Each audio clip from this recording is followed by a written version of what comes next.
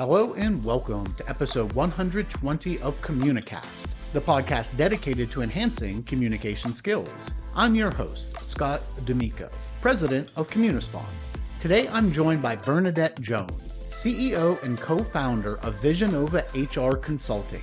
With more than 25 years of experience in human resources, leadership development, executive coaching, and organizational culture, Bernadette helps leaders build stronger communication habits that improve trust, inclusion, and workplace relationships. In this episode, Bernadette and I discuss what truly makes someone a great communicator in today's workplace.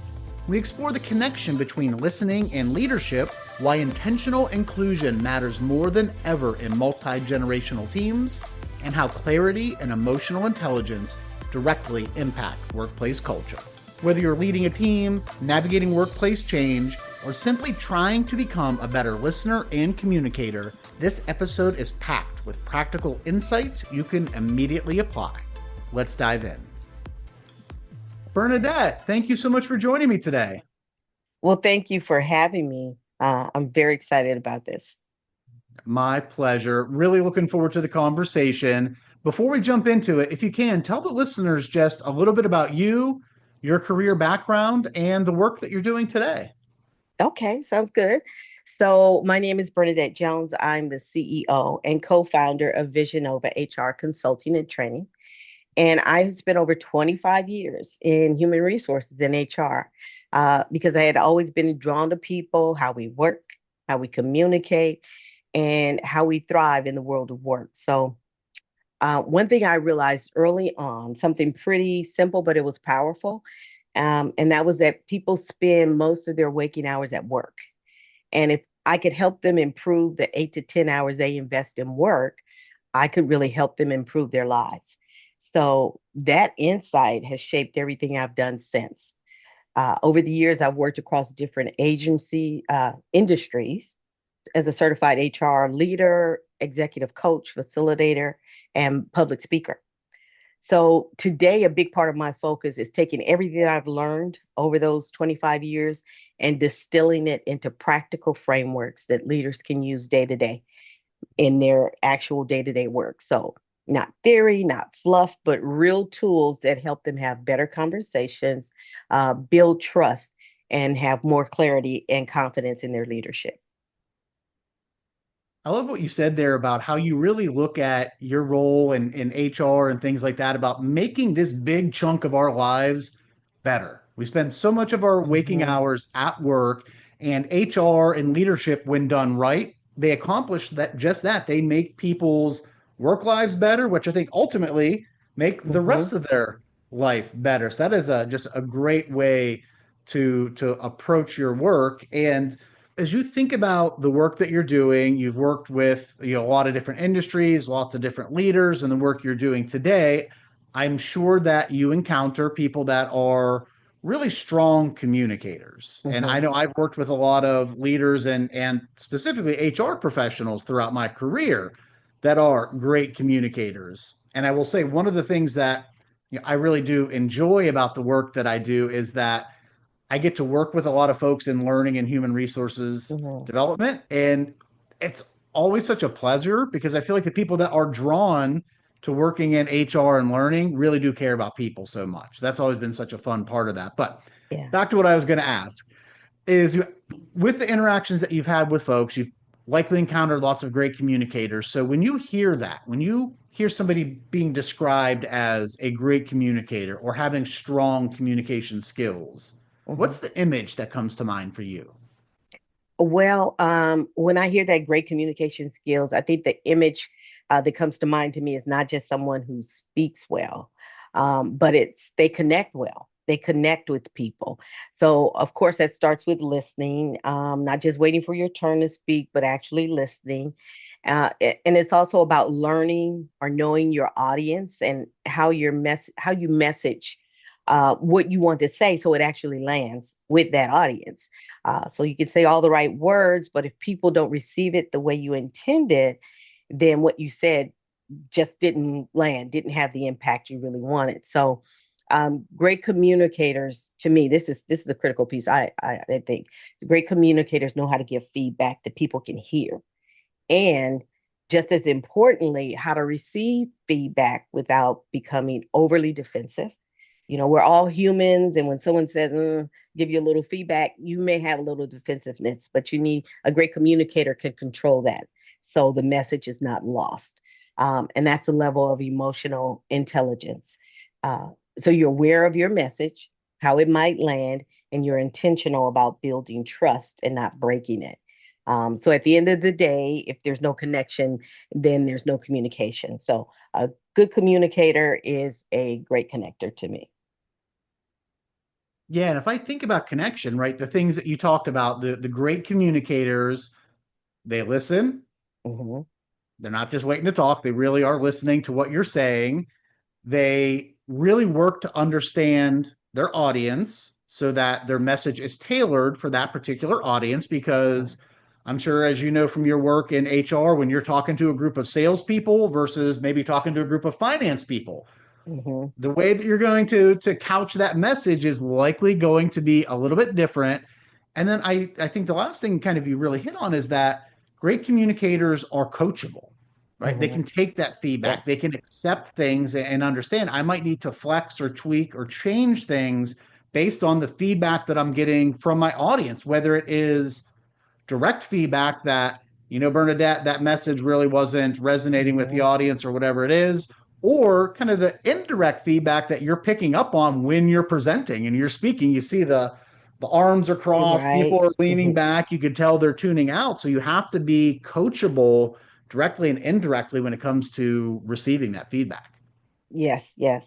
And in my experience, one of the challenges I see so many times with leaders is giving feedback. Um, Most people avoid it. They avoid giving that feedback, or they give it in such a way that people just they tune out. They can't hear it. And so, what when I'm coaching, what I say all the time is that you want to give feedback people can hear, and so you have to start off with giving positive feedback, good feedback. And so then because there will be an opportunity, especially if you're a leader, to give feedback for improvement. But if you've been giving me good feedback all along when I've done something well, no big deal, just a short, great job. When you give me feedback for improvement, I can hear it because now I know you have my best interests at heart, and you're not just going to give me feedback when you're frustrated or there's something wrong. So giving that positive along with feedback for improvement, I think is a key for a good communicator. Yeah, I mean, people are human. I know it sounds Hmm. somewhat redundant to say, but if I think about with my kids, if everything that I'm saying to them is always correcting them or telling them how to Hmm. do things differently, and I'm never, praising or, verbally rewarding the things that they're Right. doing right, the things that they're doing well, the things that the recognition that they're getting, if it's always just the negative, as you mentioned, they're not going to hear it. At some point, it's just going to be noise. It's going to be Hmm. another critique. So you have to give feedback not only when there's an issue or a challenge, but on the positive side. And I think a lot of people miss that. They Right. think of feedback as it's the negative thing I'm correcting, but Hmm. feedback is positive as well. And you need to have a mix of both of them in order for people to hear you. Exactly. Exactly. Bernadette, with the work that you're doing today, working with leaders, coaching people to help them be more effective, what are some of the key communication skills that either you're seeing people maybe they're doing well with and it's helping them thrive, or perhaps there's a gap, right? You're seeing a Hmm. consistent theme of this skill is lacking, especially in today's workplace, that ultimately people really need to work on if they want to grow. Yes, I think that that's important. So these skills, are soft skills, but they're necessary skills. So I think one of them that stands out for me in the workplace is intentional inclusion. So not just saying everybody has a voice, but actually creating the space for people to use their voice. And that really starts again, we go back to listening to understand, especially in the workplace now, because we have so many different perspectives. We've got different backgrounds, generations, all this diversity in the workplace. And so being intentionally inclusive is a critical skill for leaders. Emotional intelligence. So leaders today and employees are dealing with so much change and uncertainty. There's so many different expectations. So being able to navigate those tough conversations and respond thoughtfully, instead of reacting is huge. A big thing to me, soft skill, is clarity. That's a big issue because people want to know what's expected of them, where they stand, and what's going on. And so when communication is unclear, then people fill in the gaps and usually not in a helpful way. So I think those are critical soft skills for today. I'd say the last one I think is adaptability, because what works with one person in the workplace is not going to work with someone else. So being able to be flexible in your communication style is critical when you're dealing with such a diverse workplace. I love what you said about people filling in the gaps on their own. And you definitely don't want people filling in the Mm-mm, gaps because more often than not, they're going to go to likely the worst place with it or the negative spot with it. And it mm-hmm, brings me back to a prior career where I worked for a much larger organization, going through some tumultuous times where there's lots of restructures and reorganizations and layoffs. And it felt like every time a meeting invite came out, there was another change or another restructure. And to mm-hmm, the point where our COO sent out a calendar invite that was very vague, like team updates. And immediately my phone starts blowing up with phone calls and texts and email, like, what's going on? What's this about? So I had to call them. I said, mm-hmm, listen, you need to be aware of what's been happening here for the past several years. We can't just put out a vague calendar invite, this invite to the entire sales team. It's killing productivity because mm-hmm, people are now not focused on the clients. They're not focused on their job. They're worrying about what they're walking into in this meeting. And it was a very benign meeting. Literally was just some updates for the team. So we had to resend it and it calmed everyone down. But yeah, mm-hmm. you don't want to let people fill in the gaps because more often than not, it's not going to be what you wanted or intended it to be. And one of the things that you hit on was this idea of intentional inclusion. So, what does that Mm-hmm. look like in practice? Yeah, as you mentioned, we have a Mm-hmm. multi-generational workforce, globally dispersed, globally diverse workforce. What does that intentional inclusion look like in practice? I think a big part of that is messaging. So when you are sending out that email or that message, you want to be inclusive. You want to think about how is this team member, how would they receive that message? How would they hear the message? When you're thinking about promoting or assigning work in the workplace, you want to really think about how can I be inclusive of this individual, right? This person is a different background. So we have some older workers, some boomers in the workplace. Make sure that they're included. Make sure that the young people are included, so that you're intentional about that. So you're not just waiting for people to rise up and show that they're great, team members. You're actually looking for those people to help them rise up. Everybody, and that's where you bring that emotional, intentional inclusion, and then that's how you can elevate leaders from every background, and not just be focused on those that um, have the confidence and the experience to jump in and do it. Right. A lot of us come from different backgrounds where that's not necessarily who we are, who our family was. So we're not going to be as assertive. And some of us are more than assertive. And so we're going to be out front all the time, and we get seen. So we want to be intentionally inclusive and look for those people who are not out front but should be seen, and help them get to that point. And so that's what I mean about being intentionally inclusive. It's One of thoughtful. It's not the just diversity for the sake of diversity. It's thoughtful. one of the best examples that I think I've seen of that in action with just understanding that different generations, different cultural backgrounds are going to have different levels of confidence, say in speaking up in meetings or providing Hmm. feedback, right? Right. So if you take a leader that comes in and says, okay, on this project, I think we should do A, B, and C. What do you all think? As the leader, I've just put out there what I think is right. Now, some people are going to feel comfortable raising their hand Hmm. and contradicting their boss in that particular meeting. A lot of people are not. Maybe younger workers that don't have as much experience or that aren't at the higher level within the organization might not feel comfort doing that. Different cultural Mhm. backgrounds might not feel comfortable. Versus if I come in as the leader and say, okay, we have this project going on. What do you all think about it?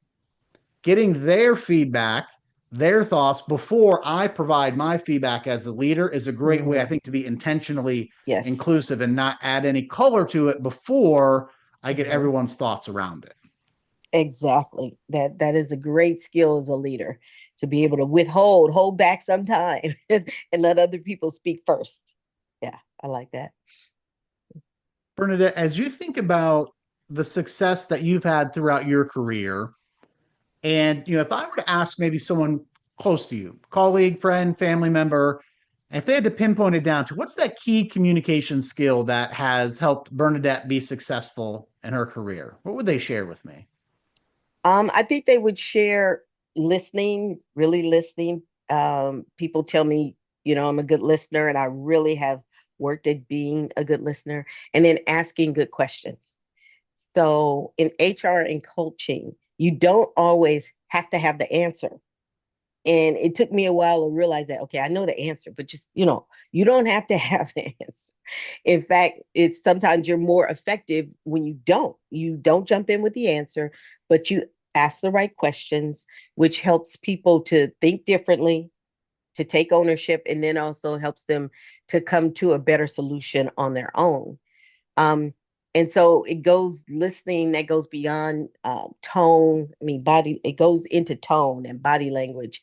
And I always say what's being avoided, what's not being someone's avoided saying, and what's not being said at all. And usually that's where a lot of the story lies. So asking good questions and listening helps you to build trust quickly and helps you to move the conversation forward. So I think those are kind of the two. What would you suggest to someone who does have struggle or who struggles with really effective active listening? They find themselves always thinking about what they're going to say next, or Hmm. maybe drifting or wondering and anxious about what's coming next, the next meeting. What are some tips and strategies really to help hone in on those listening skills? I think there's one a quick, simple one that I learned when I was in a deposition. Um, the attorney who was working for a consulting firm, and there was this. It was a lawsuit an employee brought years after the fact, and so I had to come in and because I had consulted with them. And my attorney, when she prepared me for the deposition, she told me something. She says, "Whatever they ask you, pause for 5 seconds. Don't answer the question. Even if they ask you your name," she said, "pause and think about it before you answer the question." And that has helped me so much to slow down and really listen to what people are saying. So I think that's a quick tip. If we can just pause after someone speaks, when they ask you a question, and just take it in before you respond, that will help improve your communication so much. And that's a simple, but really, I think, a very valuable tip that I learned. Pausing in your communication and being comfortable to sit in that silence Hmm. is a superpower. And it is something that you can easily work on at home and at work. Now, you Hmm. don't necessarily need to start at 5 seconds. That might be hard for somebody to write start at 5 seconds, Right. but Hmm. get into the habit of when somebody finishes their sentence, give it 1 to 2 seconds Hmm. before you start speaking. You'll notice a number of benefits. One is you're likely going to answer the right question or respond to what that person was actually saying. You're going to feel more calm. Your nerves are going to come down a little bit. It's going to slow down your response, which will in turn start to cut down on the filler words that you use that can pull away Hmm. from your credibility. So, I absolutely love the pause there. That is a tremendous skill to work on that anyone can practice. Try it at home with your kids, try it with your family, then start to bring it into work on client calls or team meetings. it will definitely have a big impact. Yes, yes. Bernadette, who's someone that from throughout your life or career has had an influence on your communication style, right? Maybe the way you communicate or something, a skill that you've learned from someone, perhaps a mentor that you somewhat made your own and it's now part of your communication style. Sure. So there's one moment that I think about a lot, and this was some years ago. I was consulting with a nonprofit client, and we were doing some culture work. So I had done some research to bring in another consultant to help executive coach. And so I was working with this coach, and I was getting a little frustrated with the client, something they said or did. I can't quite remember what it was, but I had already made up in my mind what that behavior was about. And so I was venting to this coach. And she said to me, you know what? She said, you don't actually know why she did that. You're filling in the blanks. So what if you told yourself a different story? And that really stayed with me because we all do that. We don't have the full story. So we create one based on our lived experience and what's happened to us in the past, maybe a workplace trauma, whatever that is. But that story probably isn't accurate, right? Or it may not have you don't have the complete story, so it's not going to be completely accurate. And so, um, and the part of that is most of the time that's not the most generous story that you could tell yourself. So since then, I've tried to ask myself what else could be true, and I've also shared that with the leaders that I work with. So when employees don't get feedback or they don't get the full story, like we mentioned earlier, they fill in the blanks. That's why communication is so critical because more often than not, when you get the final context, the full context of the story, your assumption wasn't right or it wasn't complete. So that shift changed how I respond in situations and how I coach others to respond to them. Why don't you think about it a different way? Tell yourself a different story. Maybe that's not the right story to tell. And that has been so helpful in my work life, personal life. What else could be true? I Hmm. absolutely love that framework of looking at a challenge or looking at some sort of a situation and understanding I am projecting my own experience Hmm. onto this, my own journey onto this. Likely that other person has gone through something completely different from me. So I need to think about what else could be true, what could be driving this particular behavior, and thinking about it through that lens, which I think if you start doing that, it's going to ultimately build up that curiosity muscle Hmm. where you get to a point where you're going to think lead with that curiosity, start asking more questions before you jump right into conclusions. So for Right. me, as somebody that's kind of a natural problem solver, as soon as I hear something, boom, I just want to jump in there and try and fix it through my lens. But over time, I've been working to really slow down a little bit, ask more questions, think about it from different perspectives, really getting in that other person's shoes, and then starting to maybe go into solution mode or understand, do I need to be in solution mode? Do I just need to be in listening mode? Hmm. Right. Right. Help that other person draw their own conclusion, like you had mentioned earlier. Yeah. Can I say one more thing about that? I think this is so much more important now since COVID because prior to COVID, leading up to COVID, I was getting a lot of calls from clients around employee mental health and even their own burnout. Since COVID, it is astronomical. And so people are experiencing things in ways that maybe they didn't in the past. And they're dealing with different workplace traumas. And so for some people, when they hear um, feedback or some improvement that's needed, they freak out because of some workplace trauma they had in the past.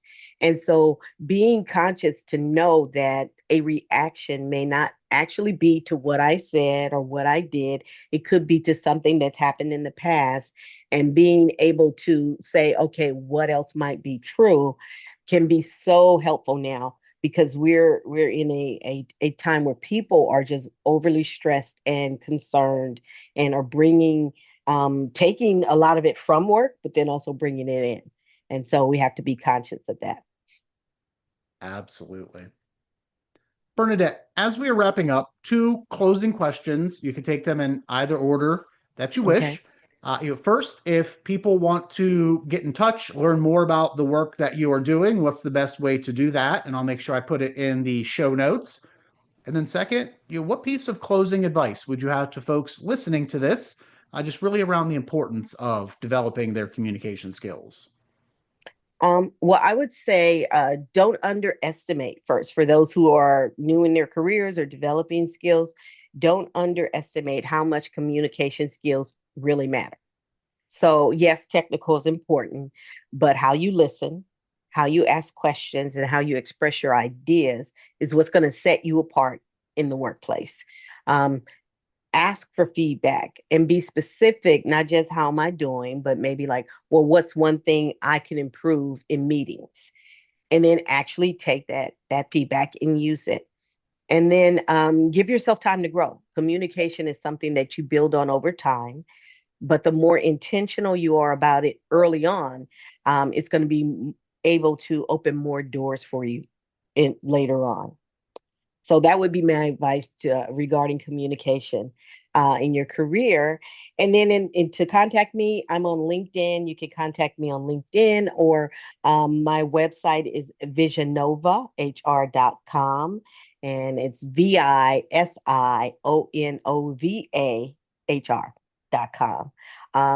So yeah, please get in touch. And I have some wonderful frameworks that leaders can use to really work on their communication skills. Perfect. I will be sure to put that down in the show notes. And I think you really nailed it when it comes to these communication skills. This is a marathon, not a sprint. They're going to Mhm. continue to develop and grow over time. You're not going to become a master communicator in 48 hours. Right. You're going to learn some skills, you're going to apply them, you're going to practice them, you're going to get better. You're going to learn some more and apply and practice and get better. I'm fortunate in my position where I get a lot of practice and I get a lot of Mhm. practice on video. So I've been able to go back and see over the past, gosh, probably 5 years now that, for example, I've been doing this podcast. From when I first Mhm. started to now 120 episodes deep, I've noticed a tremendous amount of progression. If I look back to some of the social media videos that I did when I started here 8 years ago versus now, while I was already a solid communicator then, the Mhm. level has gone up because I'm getting the reps in, I'm watching myself, I'm critiquing myself, and then I'm open to feedback that I receive from others. So, spot on advice. Bernadette, thank you so much for joining me. Really did enjoy our conversation. Thank you so much, Scott. It was a pleasure. Special thanks again to Bernadette for joining me and sharing so many thoughtful insights on leadership, communication, and building trust in the workplace. One of the biggest takeaways from this conversation is that great communication is not about always having the perfect answer. It's about listening with intention, creating space for others to contribute, and responding with clarity, empathy, and curiosity. Be sure to subscribe to Communicast so you don't miss future episodes featuring leaders, coaches, and communication experts sharing practical strategies to help you communicate with greater confidence and impact. And if you found value in today's conversation, please leave a rating or review. It helps more people discover the show and supports our growing community. Thanks for listening, and have a great day.